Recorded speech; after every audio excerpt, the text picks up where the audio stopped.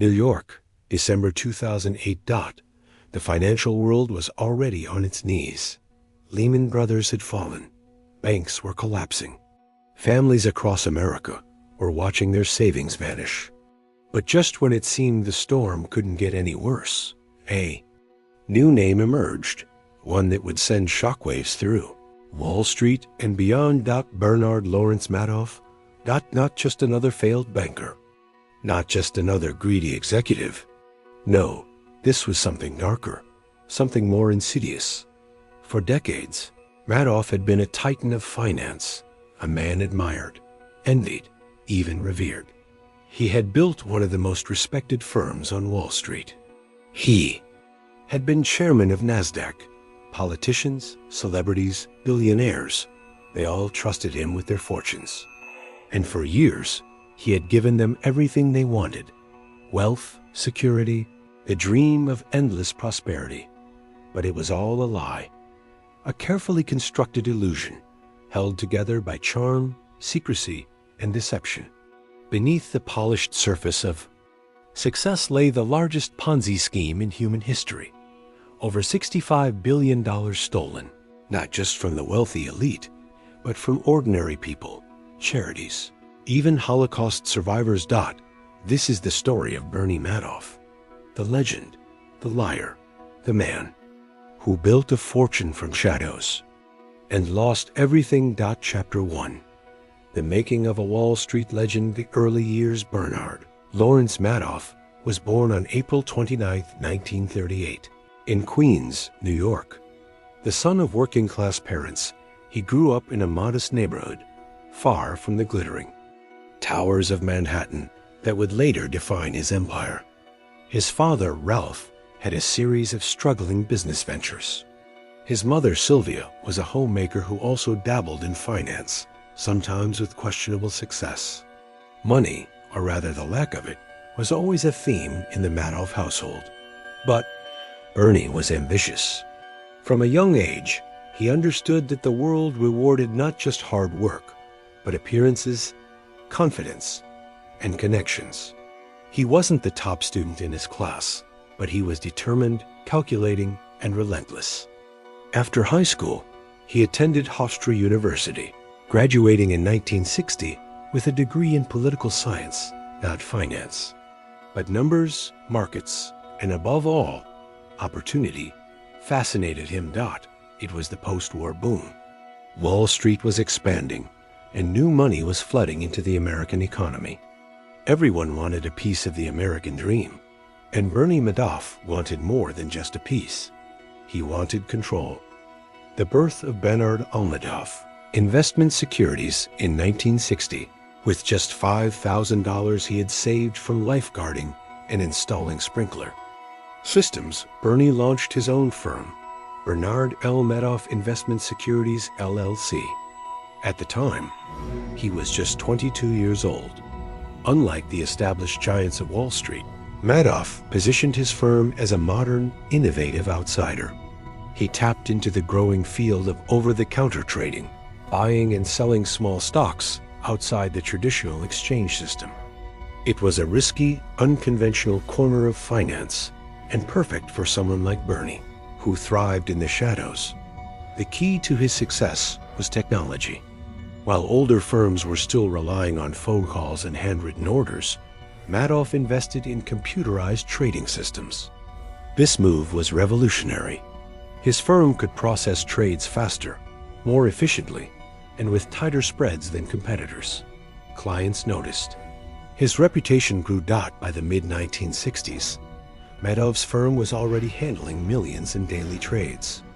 He was building connections, gaining influence, and establishing himself as one of the new breed of Wall Street. Innovators. But behind the innovation was something else, an obsession with control. Bernie hated uncertainty. He craved absolute dominance over every situation, and that obsession would later shape the dark empire he built. The rise of a Wall Street power player through the 1970s and 1980s, Madoff's star rose higher. His firm became one of the largest independent market makers in the U.S., executing trades for some of the biggest banks and hedge funds.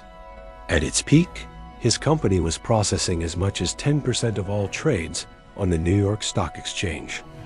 Madoff's success earned him prestige. He became a founding member of the Nasdaq Stock Exchange and even served as its chairman 3 times.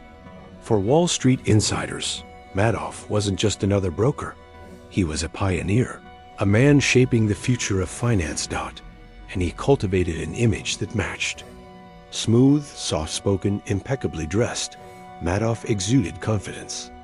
He wasn't flashy like some Wall Street tycoons. Instead, he was understated, approachable, almost paternal. People trusted him, and that trust became his most valuable currency. While his legitimate business flourished, something else was quietly taking shape. Somewhere in the shadows of his growing empire, Madoff began experimenting with a scheme, a way to guarantee returns, to keep investors hooked, and to maintain the perfect image of success. The Ponzi scheme hadn't yet reached its full form, but the seeds were being planted. The cult of Bernie by the 1980s, Madoff had built not just a company, but a mystique. Wealthy investors begged to be included in his private investment funds. His secretive investment advisory business promised consistent returns no matter what the market did. When markets went up, Madoff's clients made money. When markets went down, they still made money. It was too good to be true, and yet few questioned it. After all, this was Bernie Madoff, the Nasdaq chairman, the Wall Street legend. Access to Madoff's funds became a status symbol. He didn't advertise. He didn't pitch. In fact, he often turned investors away, claiming his fund was full. That exclusivity only made people wanting more. To be accepted by Bernie was to be part of an elite club, safe, profitable, and untouchable. What few realized was that the profits they were receiving weren't profits at all. They were simply the money of newer investors, recycled and repackaged as returns. It was the oldest trick in the financial con game, the Ponzi scheme. But Bernie wasn't just any con man. He had built the perfect mask. His legitimate trading business gave him cover. His reputation gave him protection. And his charm gave him victims who practically begged to be deceived. The legend of Bernie Madoff was complete. And behind that legend, the largest financial crime in history was quietly growing. Chapter 2. The illusion of success, the promise of consistency on Wall Street. Nothing is more seductive than consistency. The markets rise and fall, fortunes are made and lost, and uncertainty defines the game. Every investor knows that with big rewards come big risks. And yet, Bernie Madoff promised something different. His pitch was deceptively simple. He claimed to have developed a unique strategy, a so-called split-strike conversion method that allowed him to capture steady gains while limiting losses. It sounded technical, sophisticated, and safe. To the average investor, it was nearly impossible to fully understand. But that was part of the magic. The results spoke louder than the jargon. Year after year, Madoff's investors reported returns of 10 to 12% annually, almost without fail. It didn't matter if the market soared or crashed. Bernie always delivered. While other portfolios fluctuated wildly, his seemed immune to the chaos. In truth, no strategy in the world could have produced those results with such stability. But investors didn't want to hear that. They wanted to believe. And Bernie knew it. The mechanics of the scheme behind the curtain, there was no sophisticated trading strategy. There were no complex hedges, no secret formulas, no split-strike conversions. Instead, it was classic Ponzi structure. New investor money was used to pay existing investors their returns. Account statements were fabricated, showing trades that never happened. Profits were pure fiction, generated by Madoff's staff on outdated computers, printed on paper, and mailed to clients. It was a house of cards, but brilliantly constructed. The deception worked because Bernie controlled everything. His firm had both legitimate trading operations and a secret investment advisory business. He used the credibility of one to shield the lies of the other. Most importantly, he rarely allowed investors to withdraw large sums all at once. Instead, he encouraged them to reinvest their profits. The money stayed in the system, the illusion grew stronger, and the cycle continued. Why no one questioned him on paper, Madoff's returns were suspicious. Too smooth, too perfect. Other hedge funds had ups and downs, sometimes huge gains, sometimes painful losses. But Bernie always posted the same stable numbers. So why didn't anyone blow the whistle? The answer lies in a combination of psychology, greed, and trust. Reputation. Madoff wasn't a shadowy outsider. He was the chairman of NASDAQ. He was a respected figure on Wall Street. People assumed a man of his stature couldn't possibly be a fraud. Exclusivity. Bernie didn't beg for investors. He turned them away. That created an aura of privilege. If you were in, you felt chosen. Few wanted to risk losing that status by asking too many questions. Greed. The returns, though modest compared to wild hedge funds, were steady and safe. For pension funds, charities, and wealthy individuals, Madoff looked like a miracle worker. Nobody wanted to ruin the magic by poking too hard. Fear of missing out. Many investors joined, not because they understood Madoff's strategy, but because they didn't want to be left behind. If everyone else trusted Bernie, then he must be the real deal. This psychological web was powerful. Even when red flags appeared, they were ignored or rationalized. The expanding web. By the 1990s, Madoff's client list was a who's who of wealth and influence. Hedge funds, banks, celebrities, foundations, even royalty invested with him. Some of the world's most respected institutions funneled billions into his scheme. He also targeted feeder funds, firms that gathered money from clients and then invested it with Bernie. This expanded his reach exponentially. Many of these feeder funds didn't even ask questions. They were just middlemen, profiting from the access they provided to the Madoff magic. As more money flowed in, the illusion grew stronger. Clients received detailed account statements showing trades in blue-chip stocks, carefully crafted to look legitimate. Every month, new fake profits appeared. And every time someone received a check, it reinforced the belief that Bernie was the safest. Bet on Wall Street. In reality, the cash flow was precarious. The scheme only worked as long as new money came in faster than old money went out. But for decades, that balance held. The inner circle Madoff's empire wasn't built alone. He had a small team of loyal employees who either directly participated in the fraud or chose not to ask too many questions. His brother, Peter Madoff, was the firm's compliance officer. His sons, Mark and Andrew, worked in a legitimate trading business.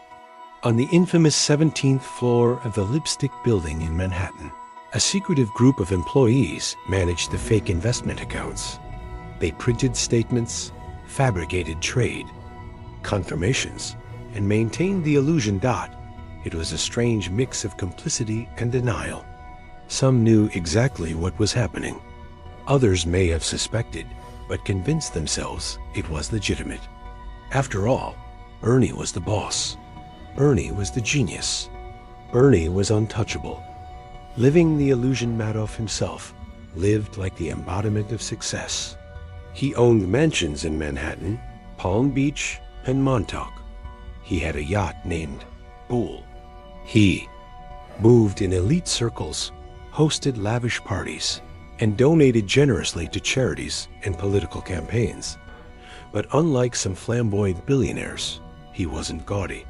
He wasn't a Donald Trump-style braggart. He cultivated a quieter kind of wealth, sophisticated, classy, almost understated. This only enhanced his credibility. He looked like a man who had nothing to prove, nothing to hide. The illusion wasn't just financial, it was personal. He convinced the world that he was the epitome of trustworthiness. And for nearly 30 years, that mask never slipped. The red flags nobody wanted to see from the outside. Bernie's empire looked bulletproof. But beneath the polished surface, cracks were always there for anyone willing to look closely. Returns too steady, no investment. Strategy can produce the exact same level of profits year after year, across every market condition. Yet Madoff's fund never seemed to lose. Opaque operations? Unlike other hedge funds, Madoff refused to explain his strategy in detail. He wouldn't let investors see the trades. He insisted on secrecy. Unusual auditor, his enormous firm, supposedly handling tens of billions of dollars, was audited by a tiny accounting firm called Freeling and Horowitz, operating out of a strip mall in New City, New York. This was absurd. A financial empire of that size should have been monitored by global accounting giants like KPMG, Deloitte, or PwC. These were glaring warning signs. And yet, they were ignored. Why? Because greed and trust blinded even the most sophisticated investors. When money was flowing in, who wanted to be the one to raise uncomfortable questions? The whistleblowers, not everyone was fooled. There were skeptics, outsiders who looked at the numbers and knew something didn't add up. The most famous was Harry Markopolos, a financial analyst who began investigating Madoff in the late 1990s. Markopolos took one look at Madoff's claimed returns and realized they were mathematically impossible. He and his small team ran models, analyzed market data, and concluded that Bernie wasn't a genius. He was a fraud. Markopolos submitted multiple reports to the SEC, Securities and Exchange Commission, the government agency responsible for overseeing financial markets. His most famous warning was titled, "The world's largest hedge fund is a fraud." And yet, nothing happened.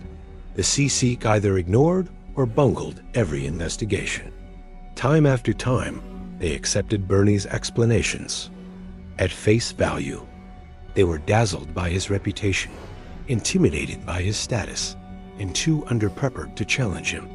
In hindsight, it was one of the most catastrophic failures of financial oversight in history. The culture of willful blindness. Why didn't the banks, the hedge funds, or the wealthy investors catch on?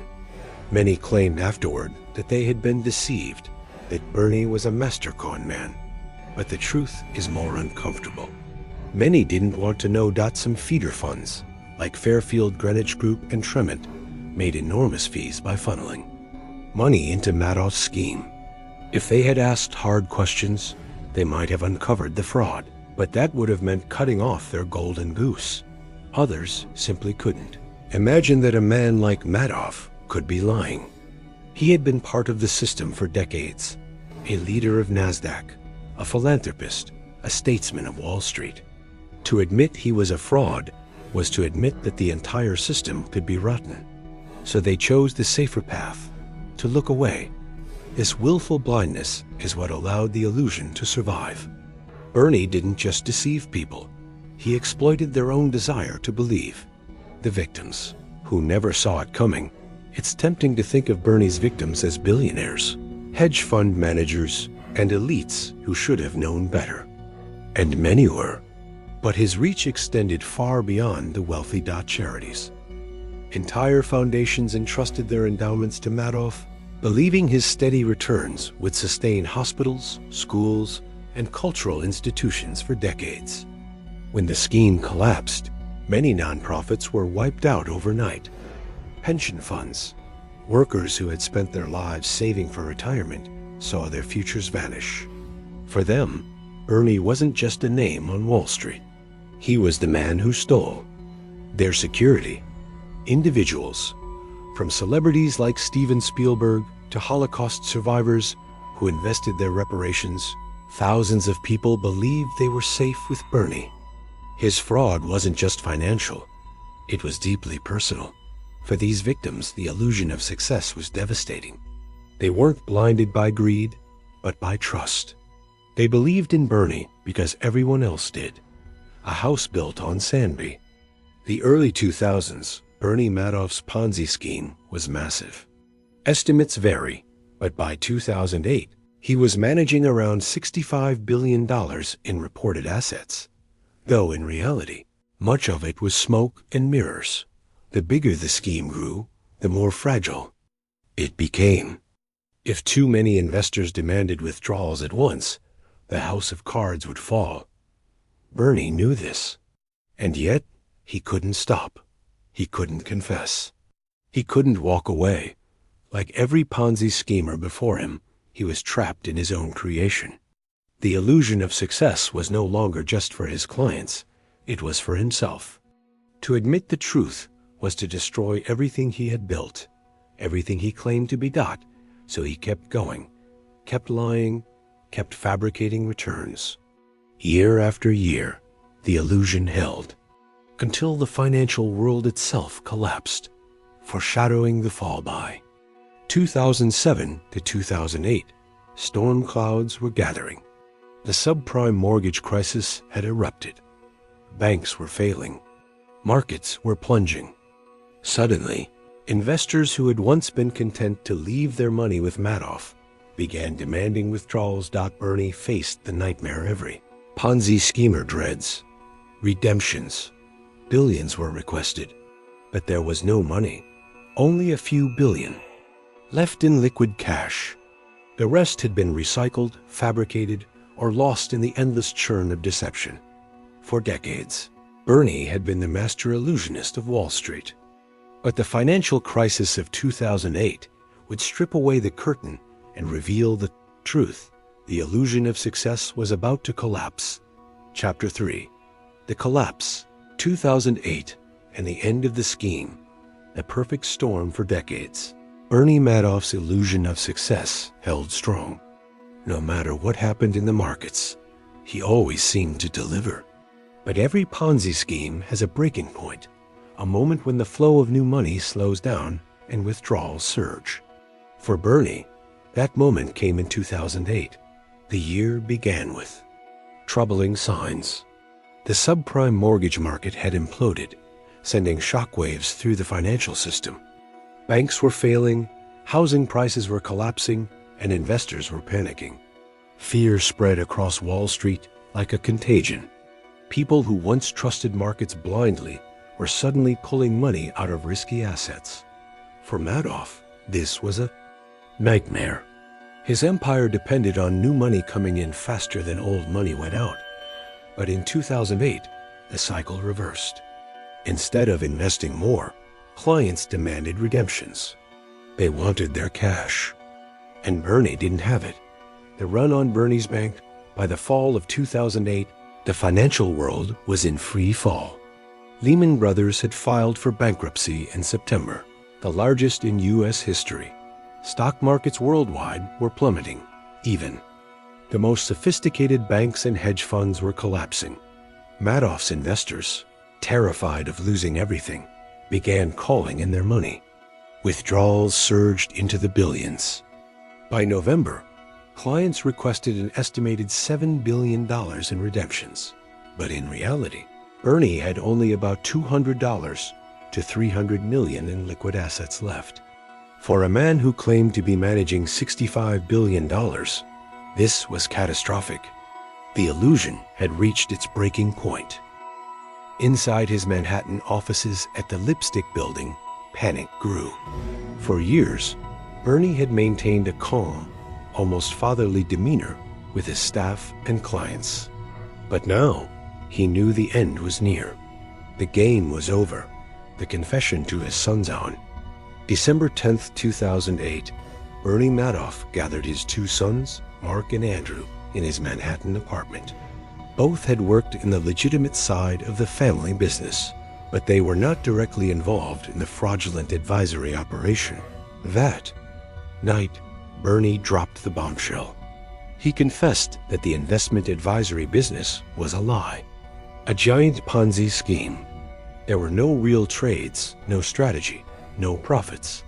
Just money shuffled from one investor to another. It's all just one big lie, he admitted. His sons were stunned.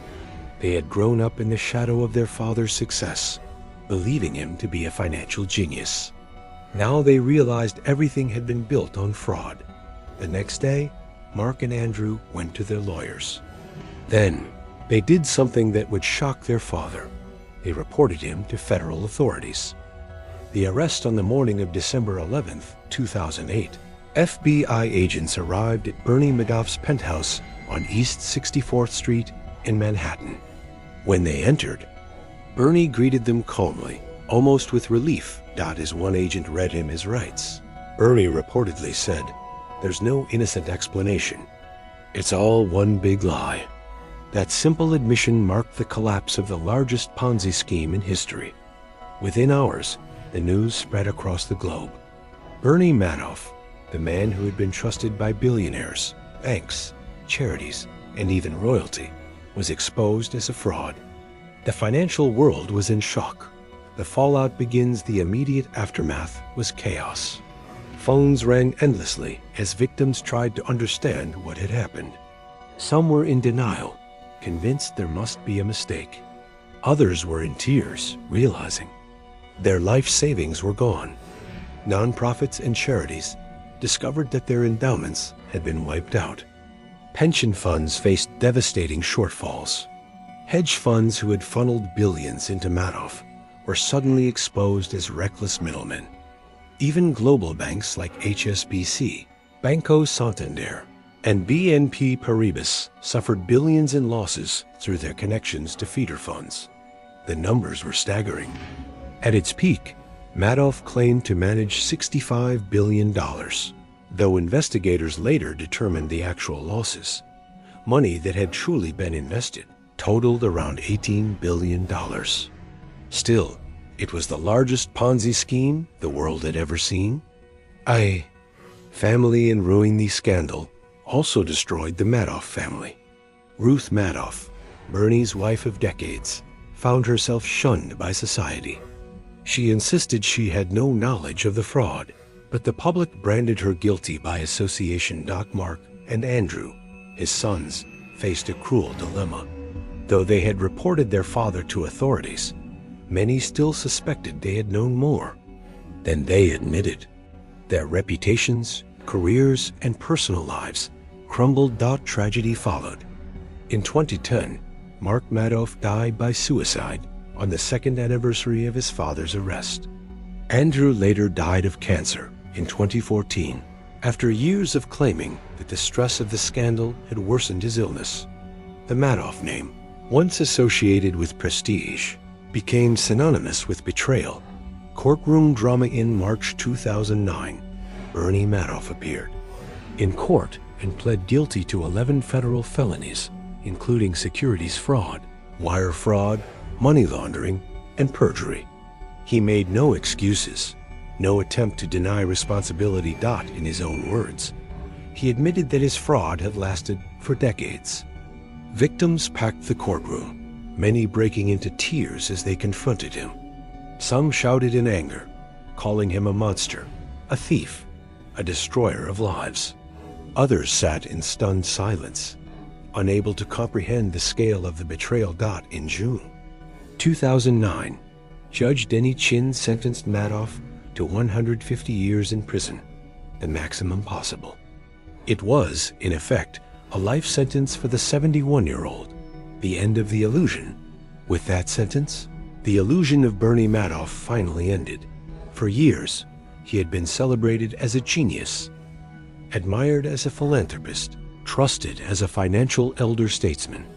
In reality, he was a con man on an unprecedented scale. The fall of Bernie Madoff wasn't just the story of one man's greed. It was a mirror held up to the financial system, a reminder of how trust, greed, and willful blindness can create the perfect environment for deception. The collapse devastated thousands of lives, destroyed billions in wealth, and shattered faith in Wall Street itself. And yet, the question lingered. How could this have gone on for so long undetected? Chapter 4. Aftermath: the global impact and victims' struggles shockwaves. Across the world, when news of Bernie Madoff's arrest broke on December 11, 2008, the financial world did not just tremble, it convulsed.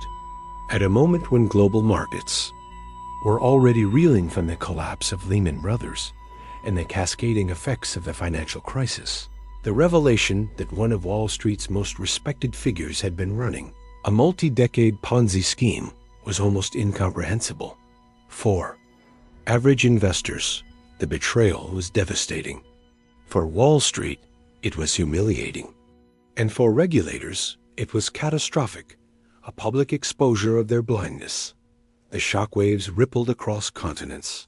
Europe, Asia, the Middle East, and Latin America all felt the impact, because Bernie's web of deceit stretched far beyond the United States. Feeder funds had marketed his supposed genius internationally, and wealthy families, banks, and charities from across the globe were now discovering that their fortunes had evaporated. It wasn't just a financial collapse, it was a psychological one. Bernie Madoff shattered faith not only in investment advisors, but in the very concept of trust within the financial system. The victims' stories numbers alone cannot capture the human toll. Behind the billions lost were real people whose lives were altered forever, retirees. Many elderly investors had placed their entire nest eggs with Madoff, trusting him to safeguard their futures. Instead, they found themselves in their 70s or 80s with nothing left, forced to downsize, re-enter the workforce, or rely on family. Charities, organizations like the Elie Wiesel Foundation for Humanity, which supported education and Holocaust remembrance, lost their endowments. Wiesel himself called Madoff a thief, a scoundrel, a criminal, lamenting that money is replaceable, but lost trust is not. Celebrities, stars like Kevin Bacon and Kara Sedgwick, had entrusted fortunes to Madoff and saw them wiped out. Their losses made headlines, but they were only the tip of the iceberg. Everyday families, school teachers, small business owners, and even Holocaust survivors who believed Madoff's reputation would protect their modest savings suddenly had nothing. For them, Bernie wasn't an abstract fraud. He was the man who robbed them of security and dignity. Some victims even took their own lives in the aftermath, unable to bear the shock of financial ruin. The collapse was not just about wealth. It was about identity, stability, and the betrayal of trust. The international fallout, the scandal wasn't confined to the United States. Across Europe, private banks and wealth managers had funneled client money into Madoff's scheme through feeder funds. Banco Santander in Spain admitted losses of around $3 billion. HSBC faced billions in potential exposure due to its role, a custodian for feeder funds. Wealthy families in Switzerland, France, and Italy saw generations of wealth destroyed.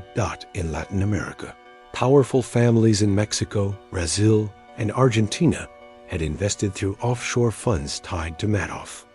In the Middle East, sovereign wealth funds and wealthy individuals were caught in the web. Bernie Madoff had been marketed as a safe bet, the kind of stable, low-risk investment that wealthy families loved. Instead, his collapse became a global financial tragedy. The regulators' shame, perhaps the most damning consequence of Madoff's collapse, was the exposure of how badly the regulators had failed.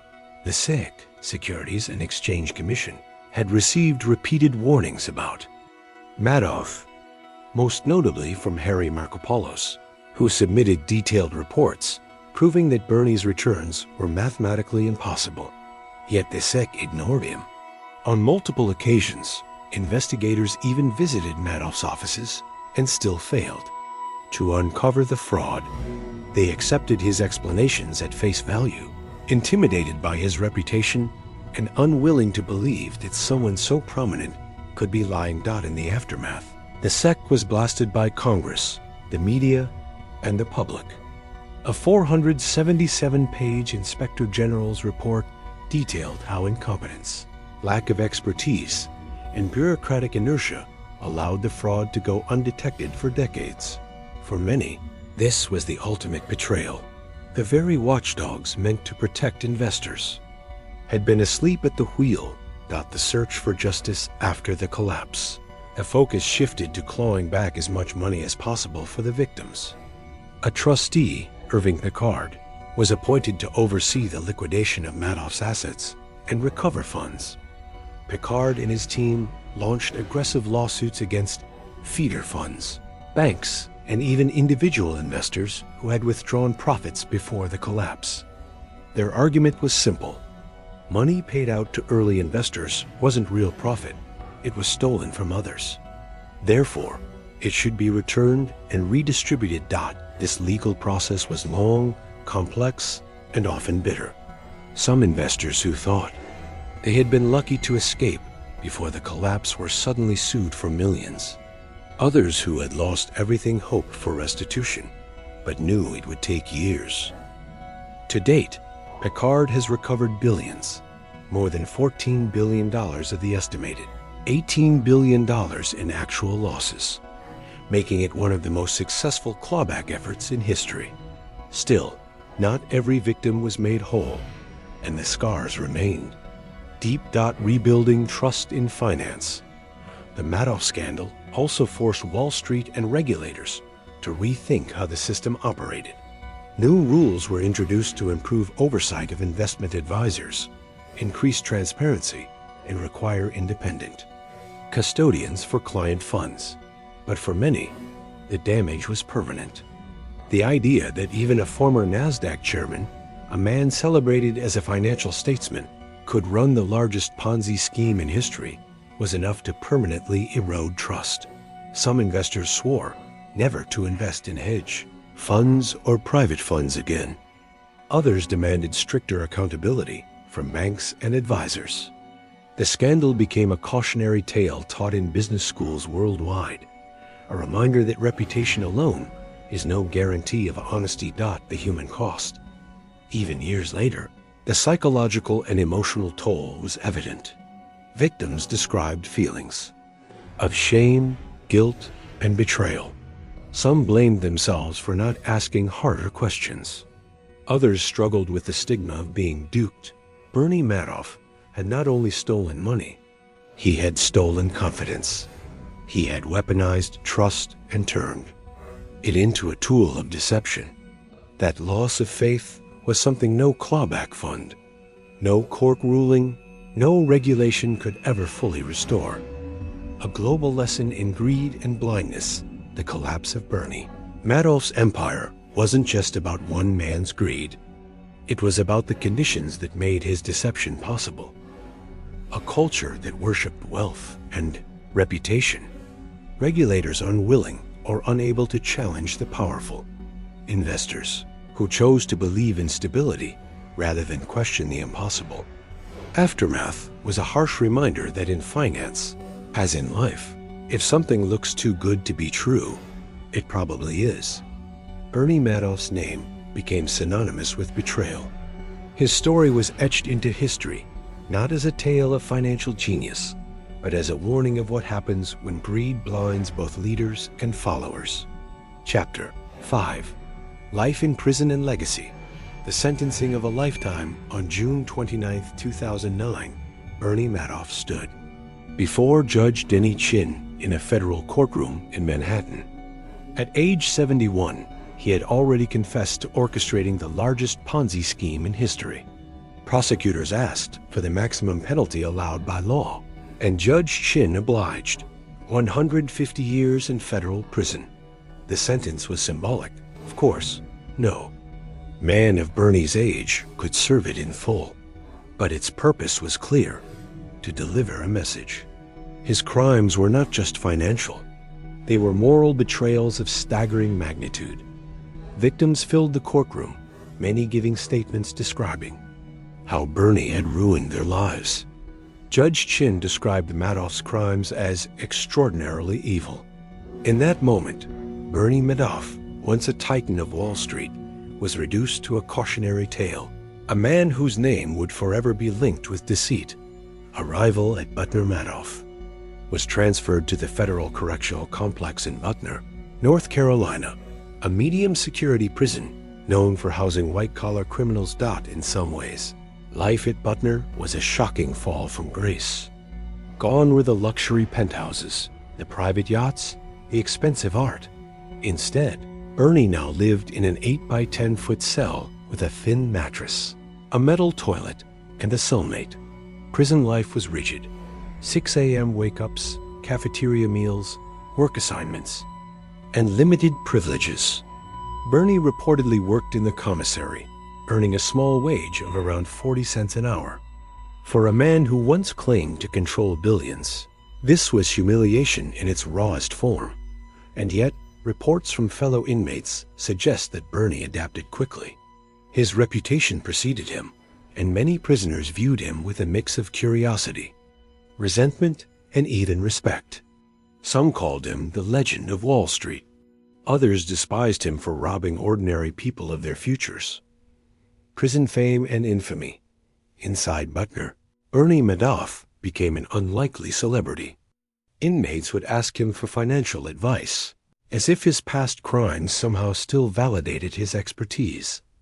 He reportedly lectured fellow prisoners on the stock market, explaining strategies and market mechanics.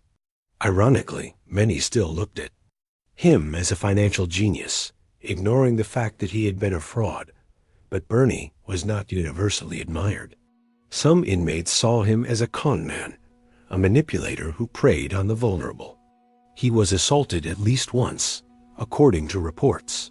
Though details remain unclear. In prison, Bernie Madoff was both king and criminal, admired by some, reviled by others, but never forgotten. Health problems and decline as the years wore on. Bernie's health deteriorated. He suffered from kidney disease, hypertension, and heart problems. In 2019, it was revealed that he was dying from end-stage renal disease. In early 2020, Bernie's lawyers petitioned for compassionate release, citing his terminal illness. They argued that at 81 years old, with less than 18 months to live, he should be allowed to spend his final days with family. The request was denied. The judge acknowledged his poor health, but stated that Madoff's crimes were too severe to warrant mercy. For the thousands of victims who had begged for justice, Bernie's suffering seemed like a fraction of the pain he had caused. On April 14, 2021, Bernie Madoff died in Butner prison at the age of 82. His body was cremated, and no grand memorial followed.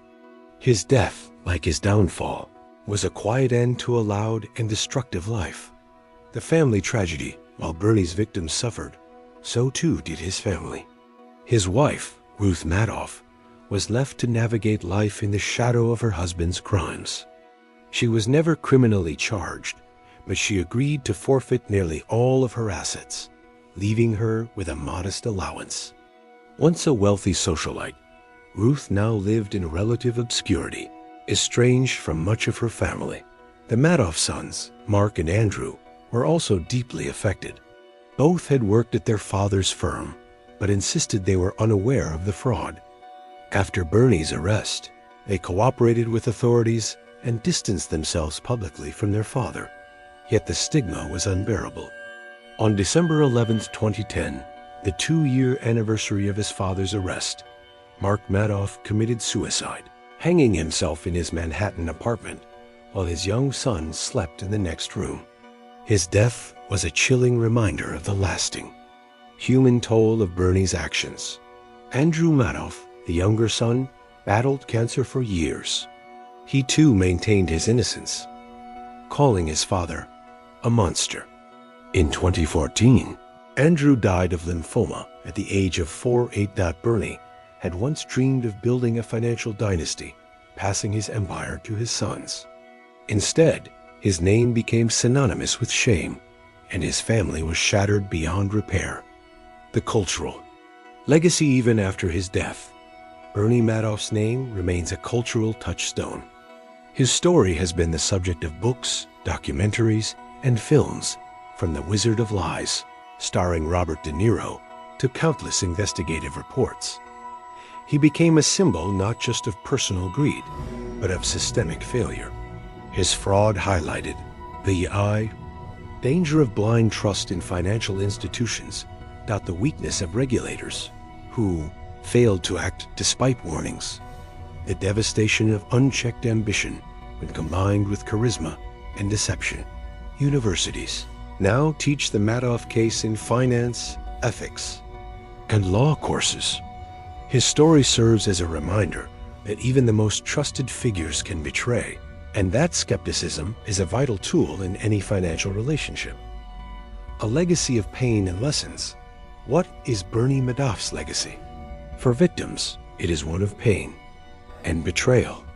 For regulators, it is a lesson in vigilance.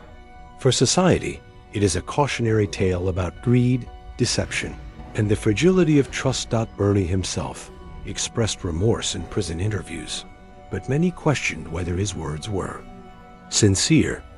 Was he truly sorry, or was he still the manipulator, seeking sympathy to the end? Ultimately, his legacy is written not by him, but by those he harmed, by the retirees who lost their savings, the charities that lost their missions, and the families that lost their futures. Bernie Madoff will never be remembered as a financial pioneer, despite his early contributions to electronic trading.